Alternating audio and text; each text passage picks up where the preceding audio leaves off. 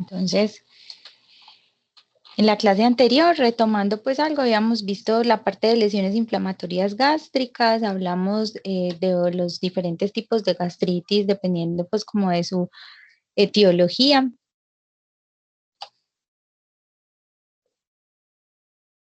Y ya vamos entonces a empezar con la parte pues de lesiones sólidas gástricas.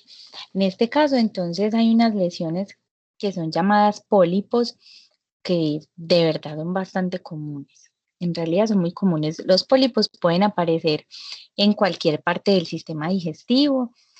No es la excepción entonces el estómago, aparecen pólipos gástricos. Estos pólipos pueden ser como de dos tipos, inflamatorios o hiperplásicos, y son lesiones que se ven de crecimiento de la mucosa hacia la luz, es decir, como hacia adentro, ¿cierto? Miren que son estas lesiones que se ven de crecimiento eh, hacia la luz, muy diferente a los divertículos. Recuerden que los divertículos también crecen, pero crecen como hacia afuera, como si fueran más dilataciones del tubo. Espérenme, acá les hago como un pequeño esquemita, como para que me entiendan mejor. Hagamos de cuenta que este es un tubo digestivo pues sano.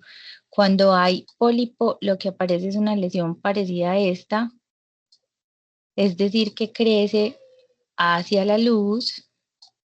Esta es la luz, ¿cierto? Entonces aquí vemos un pólipo que crece hacia la luz. En cambio, cuando hablamos de divertículos, comprometen inclusive la pared y crecen como hacia afuera. Son también dilataciones, pero esos forman saquitos. Estos son los divertículos, crecen hacia afuera. Esa es como una diferencia grande macroscópicamente. Los pólipos son crecimientos de la mucosa y tienden a ser pues como hacia adentro. Los divertículos son dilataciones del tubo en donde se forman sacos como hacia afuera y comprometen la pared también. Las manifestaciones pueden ser similares y ya sabemos que son lesiones que pueden aparecer en cualquier parte del tubo digestivo. Entonces, de la mayoría de esos pólipos que se encuentran dentro del tejido gástrico son benignos, son de características benignas.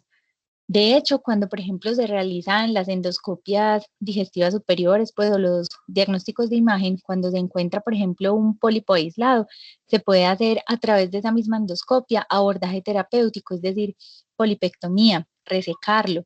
Obviamente todo lo que se saca va a biopsia, va a estudio histopatológico para poder determinar el comportamiento. La gran mayoría de las veces los pólipos que son pequeños, es decir, que miden menos de 2 centímetros, son de características o de comportamientos muy favorables, muy benignos, pero empiezan a ponerse sospechosos cuando van aumentando en cantidad, cuando son numerosos pólipos o cuando hay un pólipo único, solitario, pero que es muy grande. Ya empieza entonces a ser sospechoso como de lesión premaligna. Se asocian más entonces a los pacientes en edad adulta, es decir, por encima de la sexta década de la vida.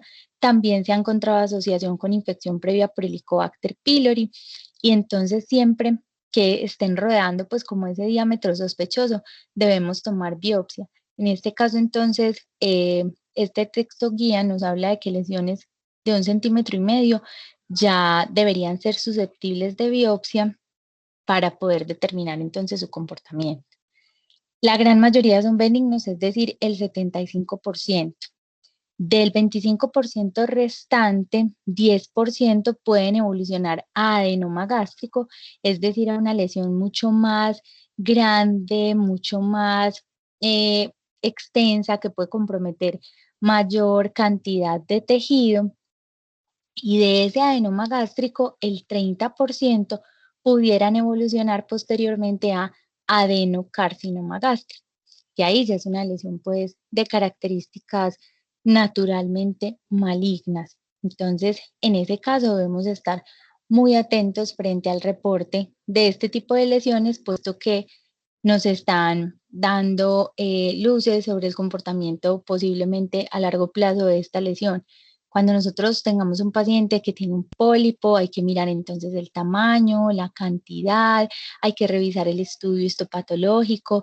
Si en el estudio histopatológico nos dicen que es inflamatorio e hiperplásico, no dejarlo abandonado, sino citarlo a un seguimiento endoscópico, por lo menos cada 2, cada 3 años, advertirle si tiene algún síntoma, si por ejemplo empieza a experimentar disfagia, dolor abdominal, epigastralgia, si por ejemplo tiene sangrado, que en este caso entonces sería un sangrado digestivo alto, el paciente podría experimentar melenas, entonces decirle al paciente que si en algún momento tiene deposiciones oscuras, es importante también reconsultar.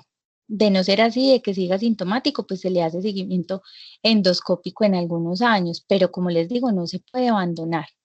Y en caso tal de que el paciente tenga un adenoma gástrico, pues es una lesión que es susceptible de resección, de manejo quirúrgico y de estudio posterior y seguimiento endoscópico, puesto que ya sabemos que hasta el 30% pueden evolucionar a un adenocarcinoma gástrico. En ese caso, el seguimiento debe ser más estrecho y sí se puede remitir al cirujano o a gastroenterología.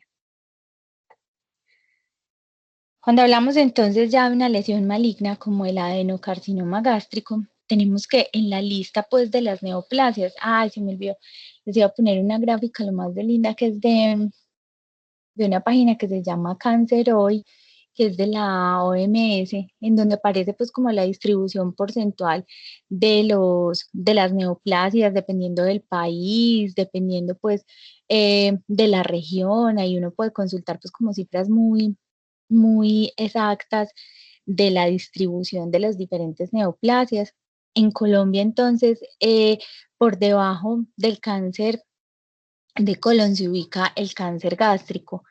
Hace parte o representa más del 90% de los carcinomas gástricos. Pues de hecho, digamos que hay como dos tipologías, ahorita las vamos a mirar, y este pues es el más agresivo. Existe entonces de tipo intestinal, que aparece en forma de masas voluminosas, pues que se pueden macroscópicamente evidenciar a través de la endoscopia digestiva, y aparece otro tipo que es el tipo difuso, en donde predomina más como el proceso infiltrativo a nivel de la pared y forman unos hallazgos pues que son llamativos a la histopatología que se llaman células en anillo de sello. Inicialmente es difícil reconocer de manera pues como muy temprana los síntomas de un carcinoma gástrico. De hecho, puede simular mucho los síntomas de una lesión inflamatoria, puede inclusive cursar con completamente asintomático el paciente, ¿cierto? Y ya después cuando van avanzando en su extensión, va experimentando el paciente los otros síntomas característicos de los procesos neoplásicos o paraneoplásicos que se llaman síntomas constitucionales. Es decir, los pacientes que siempre nos imaginamos cuando pensamos en cáncer, el paciente que pierde peso, el paciente que empieza a no querer comer, el paciente con síndrome anémico, el paciente que se ve decaído, que se ve como con un aspecto pues carencial, ¿cierto? Como si estuviera con una desnutrición crónica y que rápidamente entra como en un proceso catabólico, que puede inclusive tener episodios de picos febriles, pero sin encontrarse ninguna causa infecciosa. Sobre todo en los pacientes adultos mayores, en donde encontramos un síndrome anémico que no es explicado por una patología de base, hay que tener mucho cuidado y tratar de buscar la causa. En este caso, entonces, predominan las causas neoplásicas. Cuando nosotros tenemos pacientes mayores con síndromes anémicos en donde no los podemos explicar por una enfermedad de base, siempre pensemos en una neoplasia para poderlos estudiar muy bien. ¿Cuáles pueden ser las causas de base de un síndrome anémico? Una insuficiencia renal crónica, acuérdense que por allá está la eritropoyetina funcionando, un paciente hipotiroideo puede cursar también con una anemia, un paciente que tenga una enfermedad anémica de base, por ejemplo, pues que tenga, qué sé yo, un trastorno congénito de la forma de los eritrocitos, en fin. Si el paciente de alguna manera no le podemos explicar ese síndrome anémico actual, debemos estudiarlo para algún proceso neoplásico en curso. Según la guía colombiana, y eso está en la bibliografía que les puse en el aula, ahí aparecen pues como las pruebas de tamización y todo. De todas maneras, aquí pues las vemos en forma resumida, pero ahí las tienen. Se debería entonces hacer una prueba de tamizaje, es decir, una endoscopia digestiva superior, a todos los pacientes mayores de 35 años y que tengan síntomas dispépsicos.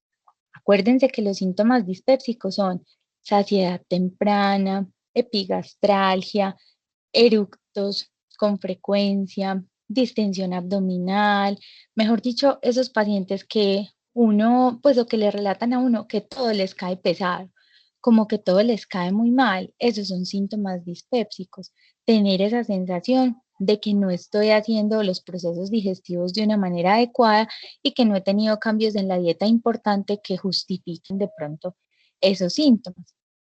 En ese caso, si el paciente es mayor de 35 años, debería hacerse un estudio histopatológico a través de endoscopia digestiva superior. De hecho, digamos que no existe ninguna prueba de tamizaje para tratar de captar a la población sana y que posiblemente pues tenga patología neoplásica gástrica. El único estudio que se hace es la endoscopia digestiva y ya sabemos que es un examen bastante invasivo y que no se puede hacer, pues digamos, como que con mucha regularidad. De hecho, hay algunas limitaciones, el tiempo, la sedación. En algunos pacientes, por ejemplo, adultos mayores, no es recomendable la sedación y a veces en esos pacientes que son tan sensibles y tan frágiles puede entonces significar a veces mayor riesgo que beneficio. Como les digo, no se hace pues como muy seguido, con mucha frecuencia, precisamente por todas las limitantes que tiene. Necesita un personal entrenado, debe ser un profesional, pues un especialista en cirugía, que tenga además un fellow en endoscopia. Entonces, es a veces complicado la disponibilidad de esta ayuda diagnóstica, pero es la única y es la de oro para poder determinar entonces si hay presencia o ausencia de neoplasia. Importante entonces también conocer los antecedentes familiares dentro del interrogatorio y en la historia clínica. Deben quedar consignados si de pronto existe algún familiar de primer grado de consanguinidad en donde exista antecedente de cáncer gástrico, de atrofia gástrica, de metaplasia intestinal, de displasia gástrica o de cáncer gástrico temprano. Es el quinto cáncer más frecuente, seguido del cáncer pulmonar, cáncer de mama, cáncer colorectal y de próstata. Esos están por encima del cáncer gástrico en frecuencia. Es más frecuente en hombres que en mujeres. Y en Colombia es la primera causa de muerte por cáncer en hombres y la tercera en mujeres, superada en mujeres por los neoplasias malignas de útero, de cuello uterino y de mama. Aquí vemos pues como algunos de los cambios importantes dentro de esas formas que tiene el adenocarcinoma gástrico. Esta es como la variante intestinal. Aparece entonces en el tejido en donde se ha presentado gastritis atrófica y metaplasia intestinal. Hay una secuencia de cambios histológicos que también está en una de las bibliografías que les puse, que es la secuencia de Pelayo Correa. Así se llama el señor, pues como que encontró este, este patrón pues como muy definido, en donde vemos que primero está la lesión inflamatoria, luego aparece la atrofia gástrica, posteriormente la metaplasia intestinal y finalmente puede aparecer el adenocarcinoma gástrico. Ese es como el curso pues de la evolución de esa patología. Entonces ahí mismo van a encontrar también secuencia de Pelayo Correa y aparecen pues como los cambios histológicos dependiendo pues como del tiempo de evolución. Por eso es tan importante hacer ese seguimiento histopatológico, porque precisamente en el momento en que a nosotros como médicos nos informan alguno de esos hallazgos que digamos de cierta manera nos están alertando o nos están diciendo pues como de algún hallazgo previo al adenocarcinoma, deberíamos entonces tomar una conducta adecuada con estos pacientes. En el caso, por ejemplo, de una atrofia gástrica, pues obviamente ahí ni le vamos a hacer gastrectomía, ni lo vamos a enviar a quimioterapia, pero por lo menos a esos pacientes hay que estarlos siguiendo muy de cerca porque definitivamente la detección temprana del SEA gástrico sí incide mucho en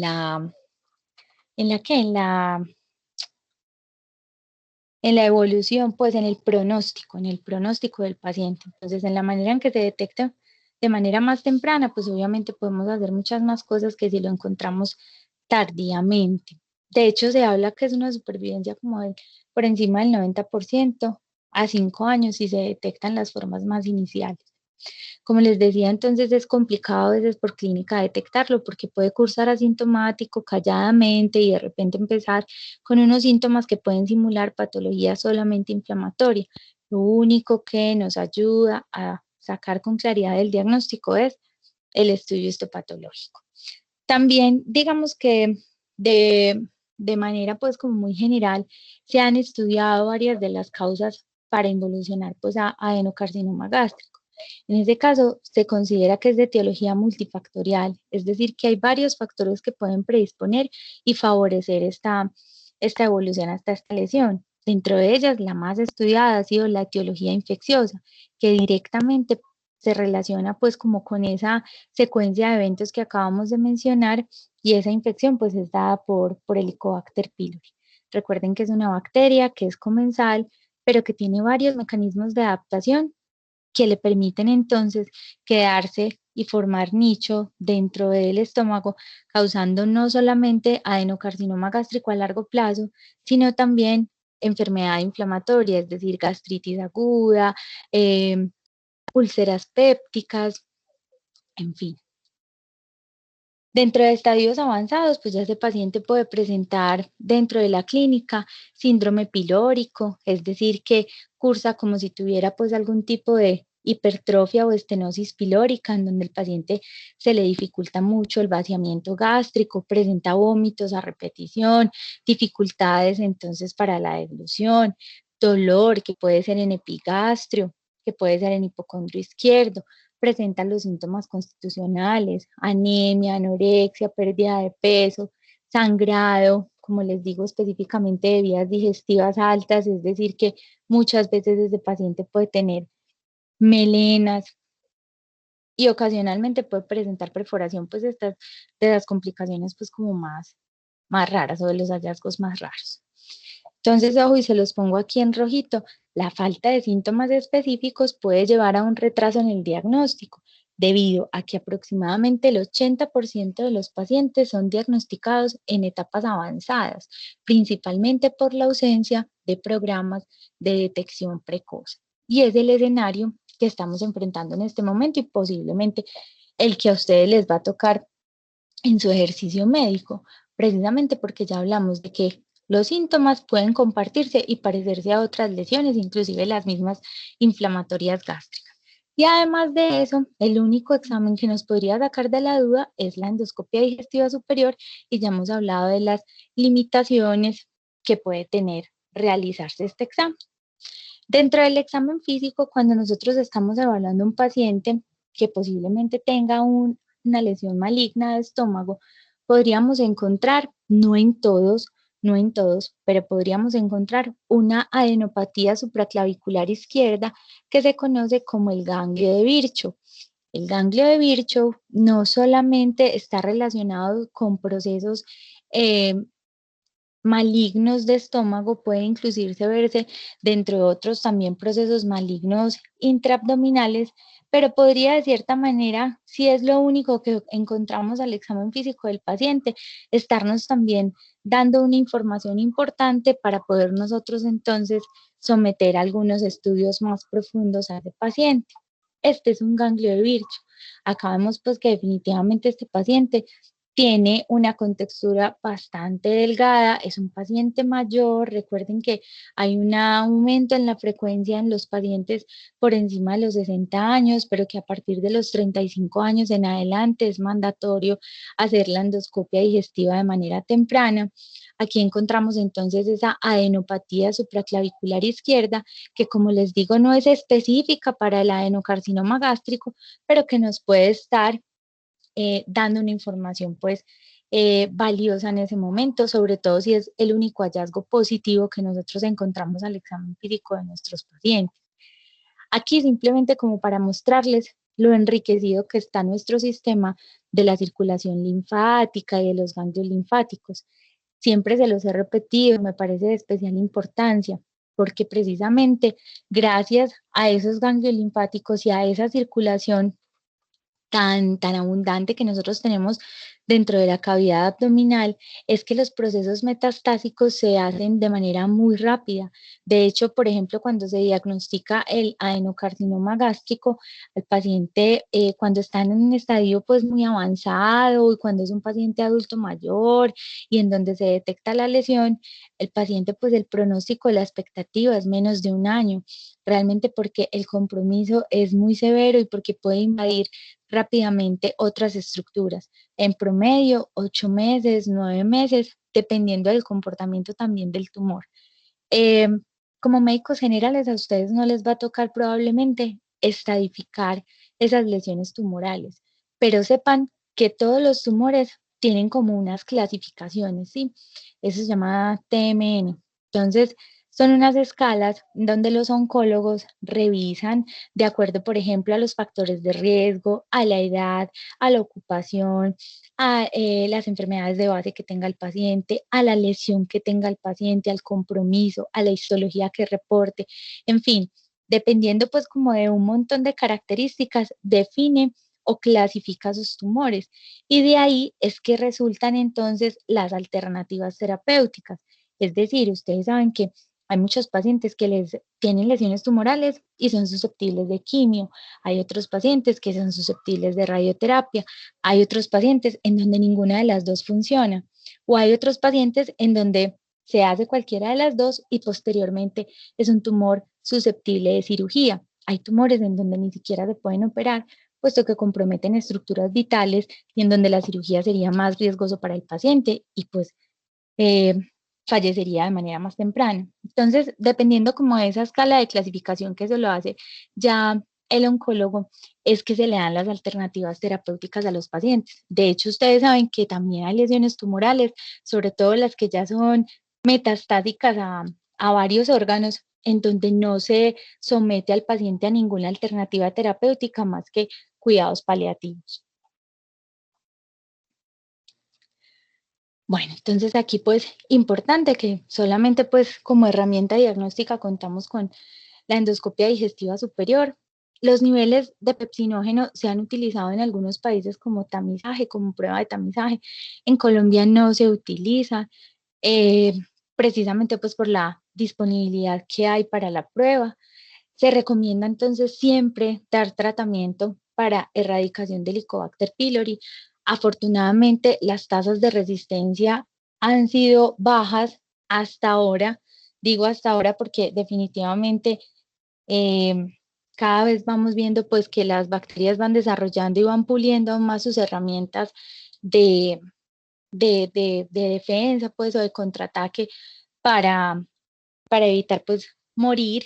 De hecho, pues nos llevan años luz en evolución, entonces han desarrollado pues herramientas suficientes que les han permitido subsistir todo este tiempo, independiente del uso de los antibióticos. Ya ustedes saben entonces que ellas tienen diferentes mecanismos como producción de enzimas, como bombas de flujo, en fin, en donde pueden, y mecanismo también de bombas de, de expulsión y de canales y de porinas, en donde también evitan pues que los medicamentos hagan su efecto. No es diferente el Helicobacter pylori, también tienen ciertos mecanismos en los cuales también puede evadir, pero definitivamente por ahora sigue utilizándose el mismo tratamiento, asegurando pues como buena evolución. ¿Cómo es el tratamiento? Utilizamos un tratamiento que se llama triconjugado.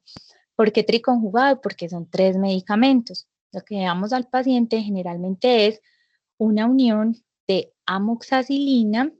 Lo que se le da es amoxa 500 miligramos cada 12 horas. Es yo creo que la única indicación de amoxa cada 12 porque realmente la vía media pues da para que sean cada 8 horas, pero en Helicobacter se utiliza el esquema de cada 12 y se puede asociar con claritromicina, que es un macrólido. Esa viene de 500 miligramos y también se da cada 12 horas. Estos dos antibióticos unidos con un inhibidor de la bomba de protones, que puede ser omeprazol de 20 miligramos y dependiendo pues como de los síntomas del paciente, se da cada día o cada 12 horas. También existe la combinación amoxametronidazol, metronidazol viene de 500, se da también cada 12 horas y también unido pues a un IVP. Lo que pasa es que el metronidazol tiene bastantes como efectos adversos, sobre todo pues como de intolerancia, el sabor metálico, la epigastralgia, entonces los pacientes pues como que suspenden más fácil este tratamiento y debe durar aproximadamente entre 10 y 14 días el tratamiento para erradicación de Helicobacter. Estos son los cortes histológicos pues, de los adenocarcinomas. Yo no les voy a preguntar pues obviamente esto, ni les voy a pedir que lo miren con detalle porque finalmente eso a nosotros tampoco nos va a llegar de esa manera, sino que afortunadamente nos llega pues con la interpretación, pero es más o menos pues como lo que se lograría ver dependiendo del tipo de adenocarcinoma que tenga nuestro paciente.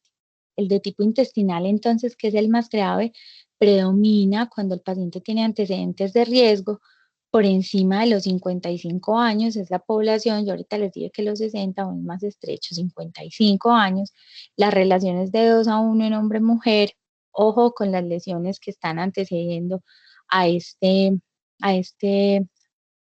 tipo intestinal, que es la gastritis atrófica, la metaplasia intestinal, que ustedes lo van a repasar en ese articulito que les digo de la secuencia de Pelayo Correa, que es cortico, pues no crean que les mandé unas cosas miedosas. Y como les digo, entonces, la tasa de supervivencia a 5 años, si se hace detección temprana y el paciente es susceptible de cirugía, puede ser por encima del 90%. Hay otro factor de riesgo que aparece pues ya está documentado, y es la ingesta de alimentos que son como carbonizados, los alimentos pues quemados, la arepa quemada, los restos de arepa quemada, todos esos son asociados también a a estos procesos histológicos que estamos viendo. Entonces también es un factor de riesgo que en nuestra población colombiana se ha detectado. Estos pues son algunas imágenes de lesiones tumorales, llaman bastante la atención, miren que son grandes, son irregulares, parecen estar súper adheridas, como si estuvieran mandando paticas para todas partes, ¿cierto? Que esas son como la característica de esas lesiones malignas, que ellas no están encapsuladas, sino que son como con unos piecitos que van pues rápidamente extendiéndose pues como por todo el tejido.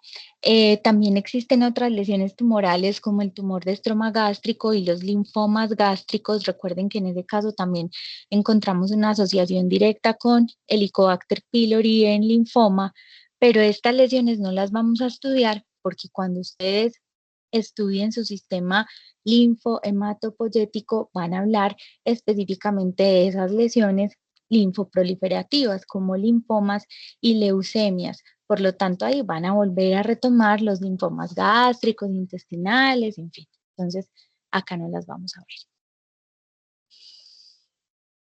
Algunas veces también como hallazgo semiológico particular podemos encontrar una adenopatía que se ubica como en la región periumbilical y que se llama el ganglio de la hermana María José, porque fue una monjita que se llamaba María José la que encontró que la mayoría de los pacientes que ella revisaba o de los pacientes que ella curaba tenían una bolita ahí cerquita del ombligo y esos pacientes se morían. Entonces encontraron directamente pues como que este es un hallazgo semiológico que también dentro de nuestra exploración física podríamos detectar en estos pacientes y se asocian entonces específicamente a lesiones metastásicas intraabdominales, no solamente de adenocarcinoma gástrico, inclusive pueden ser hasta de tumores ginecológicos. Esta es más o menos pues como una muestra de lo que es el ganglio de la hermana María José, como una lesión tumefacta que se encuentra en el área periumbilical y que se asocia a procesos neoplásicos malignos intraabdominales. Como les digo, no solamente del sistema digestivo, inclusive puede ser de órganos pélvicos también. Bueno, pasamos entonces a intestino delgado. En este caso, entonces, la hipertrofia pilórica yo no se las voy a volver a mencionar, pues esto ya hemos hablado mucho de esto. Hablemos del divertículo de Meckel. Ese es interesante y es nuevo, creo que no lo hemos hablado. Divertículo de Meckel, como su nombre lo dice, pues es un divertículo. Miren acá la gráfica, que era lo que les estaba queriendo mostrar ahorita. Es un crecimiento, una evaginación, ¿cierto? Que compromete la pared intestinal. En este caso estamos en un segmento de intestino delgado. Es bastante grande y es un defecto congénito. ¿Qué tiene de importante el divertículo de Meckel? Que la gran mayoría de las veces cursa asintomático, es decir, que es imperceptible por el paciente. Solamente se vuelve sintomático cuando empieza, por ejemplo, a inflamarse o cuando, por ejemplo, empieza a sangrar. En ese caso, entonces ya en los estudios pues de exploración digestiva se puede encontrar que la causa de ese sangrado o ese dolor e inflamación puede ser el divertículo, pero inclusive puede el paciente estar ya muy adulto cuando viene a hacerse pues como notable dentro de la clínica. Entonces, ¿por qué ocurre eso? Porque como es una lesión tan grande, es única y es tan grande, no es un diverticulito o varios diverticulitos como los del colon que son chiquiticos, no, en este caso el divertículo de Meckel es una dilatación grandota, única, y es difícil pues finalmente que esto se obstruya porque el alimento pues o el quimo puede entrar y salir de aquí y fluir libremente. Ya tiene que ser que tenga el paciente un tránsito intestinal demasiado lento, una condición de base que le esté impidiendo que esa fluidez pues se dé como de manera adecuada, o un trastorno, por ejemplo, de la motilidad, en donde finalmente ese divertículo se quede quieto, se empiece a llenar y puedan haber procesos inflamatorios o úlceras ahí mismo en ese tejido. Si apareciera una úlcera, entonces recuerden que las úlceras en general tienen dos complicaciones, o sangran o se perforan, se termina de romper el tejido. Es decir, que estos pacientes pueden llegar con una hemorragia de vías digestivas o puede llegar con una peritonitis química por ruptura víscera hueca. Entonces ahí está el divertículo de Meckel. Como les digo, puede ser asintomático hasta la edad adulta y debutar por allá el paciente bien mayor y resulta que tenía un divertículo desde chiquito, pero que no había sido perceptible, pues porque cuando uno no tiene clínica, pues no consulta y no le encuentran nada, ¿cierto? Hay algunas otras patologías que me parece importante dentro del intestino delgado mencionar, entre ellas entonces está la fibrosis quística. Recuerden que es una enfermedad en donde hay alteración dentro de algunos electrolitos, específicamente pues dentro de los canales de cloro. Precisamente cuando esto ocurre, entonces hay una alteración importante dentro de la producción de sustancias o de secreciones del sistema digestivo. Es decir, que estos pacientes cursan con manifestaciones digestivas bien importantes. Pueden tener episodios de diarrea, pueden tener episodios de estreñimiento, pueden tener o cursar con dolor abdominal crónico en donde sea muy difícil detectar la causa, porque realmente la fibrosis quística no genera pues como unos síntomas que sean propios de la enfermedad. Lo que sí hay que tener como muy en cuenta es si ese paciente tiene adicional o simultáneamente síntomas respiratorios. Recuerden que estos pacientes con fibrosis quística, les digo recuerden porque pronto en biología alguna vez la mencionaron y cómo es tan prevalente. Entonces, fibrosis quística puede generar compromiso respiratorio, compromiso digestivo, y es la historia típica del niño, por ejemplo, que ha tenido muchas neumonías graves y que ha requerido muchas hospitalizaciones. No es normal, por ejemplo, que una mamá le lleve a uno un niño de 5 años y le diga que ha estado 3 veces en UCI de cuenta de una neumonía, pues eso es supremamente raro, eso nos tiene que llamar la atención de alguna manera. ¿Será que está inmunosuprimido? ¿Será que está con maltrato infantil, descuidado? ¿Será que tiene una cardiopatía congénita y por eso es que hace neumonías tan frecuentes? Porque una cosa es que le digan a uno, tiene neumonía, le doy acitromicina y con eso queda súper bien. Y otra cosa es que le diga, han requerido 3 estancias en un neonatal de cuenta de una neumonía. Eso ya cambia completamente y tenemos que estar muy alertas frente a estas historias. La herramienta más grande que uno como médico tiene y que lo diferencia de los demás profesionales en la historia clínica es el interrogatorio.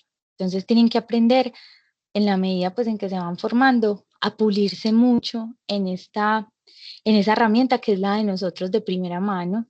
Entonces nosotros frente a un buen interrogatorio, a unos antecedentes personales bien interrogados, bien indagados, antecedentes familiares, en fin, es que uno va uniendo y formando como esa historia para poder mirar qué es lo que finalmente tiene su paciente. Y como les digo, siempre uno hace una impresión diagnóstica, es decir, yo creo que este paciente tiene fibrosis quística, se la voy a confirmar y ahí hago el examen de la prueba del sudor, que es la iontoforesis, se le ordena y efectivamente entonces aparecen concentración aumentada de ion cloro dentro del sudor, inclusive algunas anormalidades del sodio también y con eso se diagnostica. Ya esos pacientes terminan pues siendo manejados por pediatría, casi que durante pues toda, sí, hasta que llegan a la adolescencia, luego pasan a medicina interna, pero esos pacientes tienen pues, cursan con muchas enfermedades infecciosas. Bueno, dentro de las infecciones que pueden alterar al intestino delgado, entonces también encontramos algunas diarreas.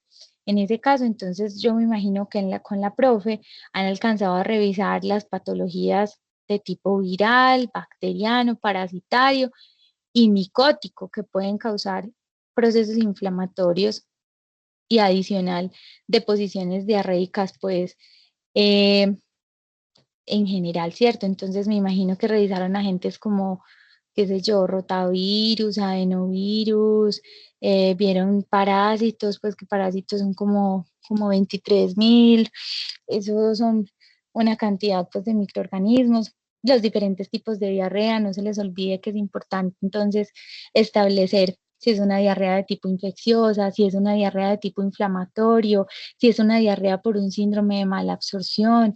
Entonces hay que estar pendiente cuánto tiempo lleva con diarrea, cuánto le dura. Digamos que eso hace la diferencia.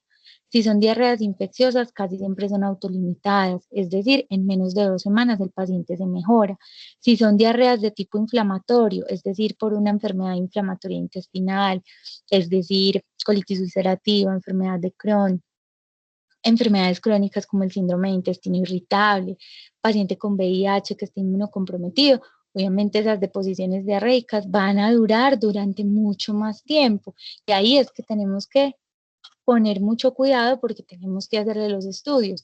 ¿Cuáles estudios? Pues mandarle los examencitos de sangre, revisar cuál es el inmunocompromiso, mandarle una colonoscopia si estoy pensando que tiene una enfermedad de Crohn, una colitis ulcerativa, en fin. O si estoy pensando que es un síndrome de mala absorción.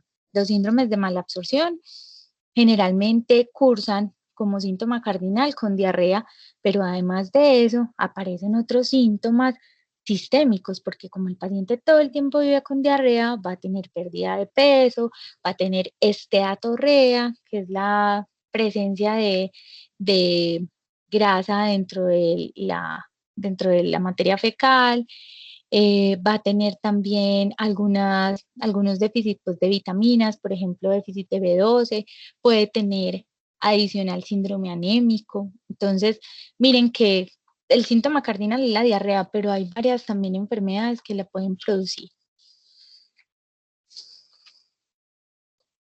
Dependiendo, por ejemplo, del agente etiológico, también se pueden acompañar de unas u otras características. Sobre todo las diarreas bacterianas tienen presencia de sangre, es decir, disentería. Entonces, cuando aparece disentería, cuando aparece sangre dentro de las heces, sospechamos mucho que la etiología sea bacteriana.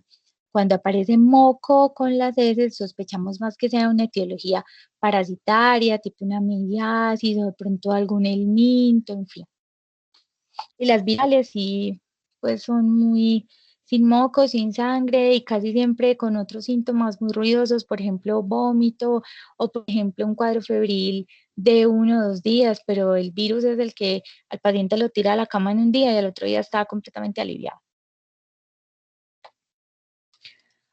Otras causas de patología intestinal. Aparece entonces la obstrucción intestinal, también la hemos mencionado mucho. No les voy a puntualizar como en lo que ya hemos hablado, sino solamente en 2 cositas. En los niños, las causas de obstrucción intestinal pueden variar de etiología, distinto pues como a los grandes, ¿cierto? Los pacientes adultos ya vimos que había muchas causas y eso lo hemos estudiado. En los niños vemos como dos dos etiologías distintas. Una es la intususcepción, que es esta que vemos acá, en donde vemos que hay como un segmento de intestino que se remanga dentro de otro. Entonces, como cuando uno dobla unas mediecitas, entonces hágase de cuenta, un pedazo de intestino se mete dentro del otro y se queda ahí y posiblemente empiezan a liberarse sustancias inflamatorias que hacen muy difícil el retorno otra vez del intestino a su posición normal. Entonces se manifiesta como obstrucción intestinal. Y lo otro son los volvulus.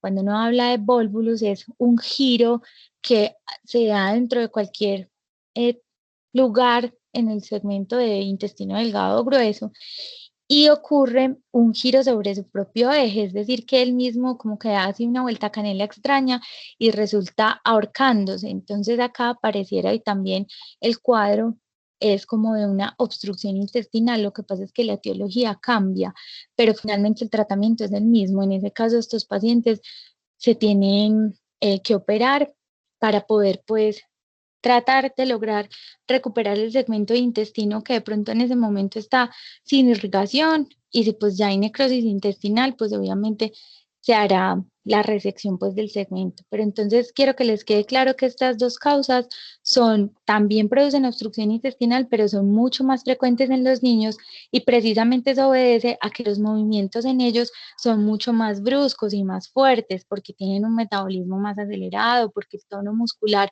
y la respuesta es mucho más precoz, entonces esos movimientos son como sobreexagerados intestinalmente y pueden desafortunadamente hacer este tipo de vueltas locas acá intestinales y finalmente enredarse.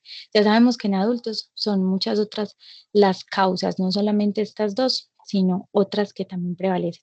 Con los niños hay un hallazgo semiológico y es que, sobre todo en intususcepción, hablamos de que puede tener unas deposiciones en, ¿cómo se dice? En mermelada de mora, jalea de grosella, así lo describen dentro de los libros de semiología.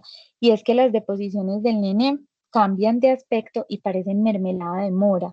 Y asociada a esa mermelada de mora con dolor abdominal, vómito, llanto, incapacidad para hacer el examen físico porque el dolor es supremamente intenso, uno tiene que estar siempre sospechando que el bebé tenga una intususcepción.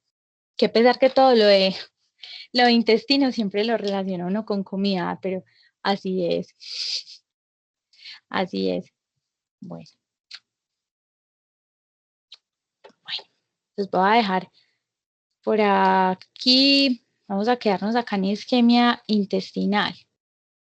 Les voy a dejar acá. Ya van siendo las 11. Esto es nuestro encuentro cortico. Como les decía, casi siempre uno, muchas de las cosas que ve en patología de tubo digestivo lo relaciona mucho con la comida. Miren eso, mermelada de mora, por ejemplo, con los parásitos, entonces Ascaris, el huevo de Ascaris parece un pastel de pollo, el, cuando uno ve toxoplasma se le parece una empanada, entonces eso es más charro, uno siempre tan bobo, en vez de relacionarlo con otras cosas, siempre con la dieta. Bueno, no sé si tengan preguntas.